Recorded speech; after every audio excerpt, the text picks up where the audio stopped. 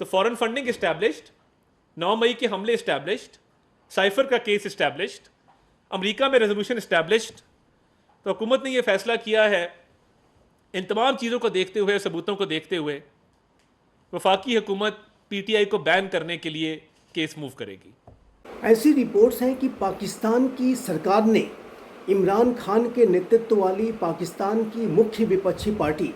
पाकिस्तान तहरीक इंसाफ पर प्रतिबंध लगाने का फैसला किया है।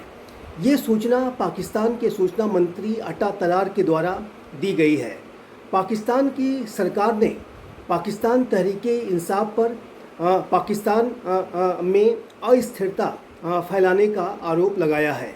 पाकिस्तान के पूर्व प्रधानमंत्री इमरान खान पर 9 मई 2023 को जो राइट्स हुए थे उससे संबंधित जो केसेस हैं, उसी तरीके से फॉरेन फंडिंग से संबंधित जो आरोप पीटीआई पे हैं और साथ ही साथ साइफर केस का जो एक मामला पीटीआई पर है और इमरान खान पर है, उन सारे केसेस को आधार बनाते हुए पाकिस्तान की सरकार ने ये दावा किया है कि पाकिस्तान तहरीक इंसाफ पर प्रतिबंध लगाने का उनके पास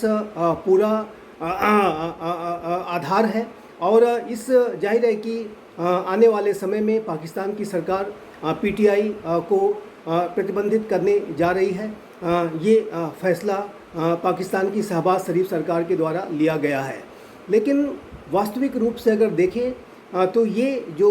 पाकिस्तान की सरकार का फैसला है, ये वहाँ के जो वास्तविक संचालनकर्ता, पाकिस्तान के जो वास्तविक शासक जो वहाँ की आर्मी और आईएसआई है, उनके इशारों पर ही लिया गया दिखाई देता है। पाकिस्तान के पूर्व प्रधानमंत्री इमरान खान, जो कि पाकिस्तान तहरीक इंसाफ के नेता हैं और वो एक वर्तमान समय में पाकिस्तान की सबसे अधिक लोकप्रिय लीडर हैं, वो जाहिर है कि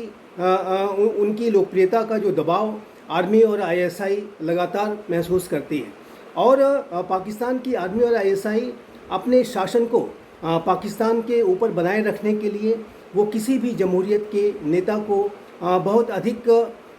शक्तिशाली नहीं होने देना चाहती। और इमरान खान जिस तरीके से उन्होंने अपनी शख्सियत को, अपनी पार्टी की स्थिति को लगातार मजबूत करने के लिए और पाकिस्तान में जमहूरियत को लेकर के जो आंदोलन चलाए, जिस तरीके के धरने प्रदर्शन रैलियां की और उन धरने प्रदर्शन जलसों रैलियों में जिस तरीके से उन्होंने पाकिस्तान की आर्मी और आईएसआई को चैलेंज करने का कार्य किया था, उसका परिणाम यह है कि आज पाकिस्तान के पूर्व प्रधानमंत्री इमरान खान के समक्ष बड़ी चुनौतियां आ रही हैं और वो वर्तमान समय में जेल में हैं। 150 से भी ज़्यादा केसेस उनके ऊपर अभी हैं और जाहिर है कि अब उनकी पार्टी को भी प्रतिबंधित करने का फैसला लिया गया है। अभी हाल के समय में पाकिस्तान की सुप्रीम कोर्ट के द्वारा पाकिस्तान तहरीक इंसाफ के पॉलिटिकल पार्टी के तौर पर स्टेटस को एफर्म किया गया था और इसको लेकर के भी जो शहबाज शरीफ की सरकार है वो अब ये कह रही है कि इस संदर्भ में भी वो पाकिस्तान की सुप्रीम कोर्ट के इस फैसले के खिलाफ एक रिव्यू पिटीशन, एक पुनर्विचार याचिका डालेंगे। तो ये स्पष्ट है कि पाकिस्तान की जो सरकार है वो इमरान खान की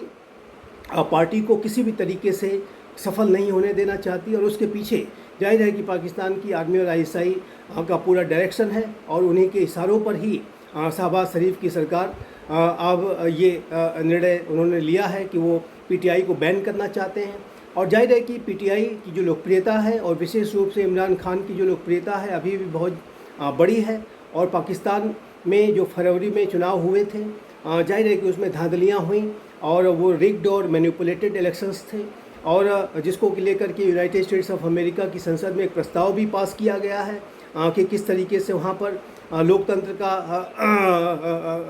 लोकतंत्र के मूल्यों को तार तार किया गया और जाहिर है कि वहाँ पर वहाँ के जो अवाम की जो इच्छा को बिल्कुल दरकिनार करते हुए आर्मी और आईएसआई ने जिस तरीके से अपनी सरकार बिठाई है और जाहिर है कि उसकी आलोचना यूनाइटेड स्टेट्स ऑफ अमेरिका की संसद में भी हो रही है, पूरे विश्व भर में इसकी आलोचना हो रही है। लेकिन जो पाकिस्तान में यदि फरवरी के चुनाव फ्री एंड फेयर हुए होते तो ऐसे में वर्तमान समय में ये सुनिश्चित था कि इमरान खान आज पाकिस्तान के प्रधानमंत्री होते। लेकिन उन इलेक्शंस में इमरान खान की जो पॉलिटिकल पार्टी है उसको इलेक्शन भी कंटेस्ट नहीं करने दिया गया, उनका सिंबल छीन लिया गया और पीटीआई के जो नेता थे उन्होंने इंडिपेंडेंट कैंडिडेट के तौर पर चुनाव लड़ा। तो ये स्पष्ट रूप से दिखता है कि जो पीटीआई और इमरान खान के ऊपर जो एक स्टेट क्रैकडाउन है वो लगातार चल रहा है। और अब ये जो निर्णय लिया गया है कि पीटीआई को सरकार बैन करेगी, वो भी इसी जो स्टेट क्रैकडाउन जो पीटीआई के विरुद्ध चल रहा है और विशेष रूप से इमरान खान के विरुद्ध चल रहा है वो आज भी जारी है। ये बिल्कुल स्पष्ट है कि पाकिस्तान में दिखावे की जमहूरियत है। पाकिस्तान में जो सरकारें बनती हैं वो पपेट गवर्नमेंट्स होती हैं और उनकी जो बागडोर है वो वहाँ की आर्मी और आईएसआई के हाथों में ही होती है। और पाकिस्तान की आज भी यही कड़वी सच्चाई है। पाकिस्तान के ये जो सैनिक शासक हैं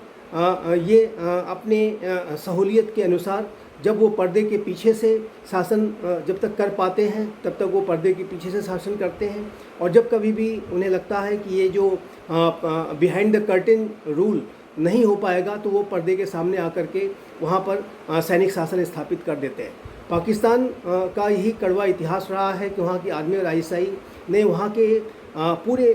शासन तंत्र पर अपना कब्जा करके रखा हुआ है और उन्हें वहाँ पर इस्टेब्लिशमेंट के रूप में भी जाना जाता है। और जाहिर है कि चाहे वो पाकिस्तान का जो उनका मिलिट्री का तो उनका डोमेन है ही, पाकिस्तान का चाहे वो राजनीतिक सिस्टम हो चाहे वो आर्थिक सिस्टम हो, पाकिस्तान में जो भी अफेयर्स हैं सब पे वहाँ की आर्मी और आईएसआई की एक गहरी दखल होती है और उनके इच्छा से ही वहाँ पर डेवलपमेंट्स होते हैं। और पाकिस्तान की आर्मी और आईएसआई जाहिर है कि वो अपने हितों को सर्वोपरि रखती है। ये भी स्पष्ट रूप से दिखता है कि पाकिस्तान के जो आर्मी और आईएसआई के जो टॉप जनरल्स हैं और जो इवन की जो रिटायर्ड जो आर्मी ऑफिसर्स हैं वो वहाँ पर आलीशान जीवन बिताते हैं, उनके बच्चे विदेशों में पढ़ते हैं, उनके विदेशों में घर होते हैं और जाहिर है कि उनके पूरे तंत्र में करप्शन का बहुत बड़ा पैसा इन्वॉल्व होता है। पाकिस्तान में आज आवाम की स्थिति बेहद दयनीय है। पाकिस्तान की जो आम जनता है वो तंगी, भूखमरी, बेरोजगारी, हर तरीके की दुश्वारियों से वो दो चार हो रही है। लेकिन पाकिस्तान के जो हुक्मरान हैं वो आलीशान जीवन बिताते हैं। वो जाहिर है कि वो उनके पास जो पैसे हैं वो करप्शन का पैसा है। वहाँ पर जो जमहूरियत जो है वो दिखावे की जमहूरियत है और जो भी वहाँ पे पैसा आता है वो एक भ्रष्टाचार के तंत्र में चला जाता है और जाहिर है कि यही पाकिस्तान की कड़वी सच्चाई है। और यदि कोई नेता इस तरीके के पाकिस्तान के आर्मी और आईएसआई के वर्चस्व के खिलाफ कोई लड़ाई लड़ने की कोशिश करता है तो उसे या तो जेल में जाना पड़ता है या उसे विदेश भागना पड़ता है या उसे फांसी पर लटका दिया जाता है। जुल्फ़िकार अली भुट्टो को जाहिर है कि पाकिस्तान के सैनिक शासकों के द्वारा साजिश के माध्यम से फांसी की पर लटका दिया गया था और उसके बाद चाहे वो नवाज शरीफ रहे हों, चाहे वो इमरान खान रहे हों, बेनजीर भुट्टो रहे हों, सभी पाकिस्तान की आर्मी और आईएसआई के शासन के से त्रस्त रहे हैं और अनेक इनके नेताओं को जो भी आर्मी और आईएसआई के खिलाफ जाता है उन्हें जेलों में रहना पड़ा है। नवाज शरीफ भी जेल में थे, विदेशों में भी जा कर के वो उन्होंने शरण ली थी। लेकिन अब स्थितियाँ पलट गई हैं और नवाज शरीफ और उनकी भाई शहबाज शरीफ के साथ आर्मी और आईएसआई के संबंध अच्छे हैं और इमरान खान के साथ संबंध खराब हो चुके हैं। तो ये स्पष्ट रूप से दिखता है कि वास्तविक रूप से ये जो सारे निर्णय लिए जाते हैं कि किस पार्टी को सपोर्ट करना है और किसका विरोध करना है, किसका अस्तित्व ही समाप्त कर देना है,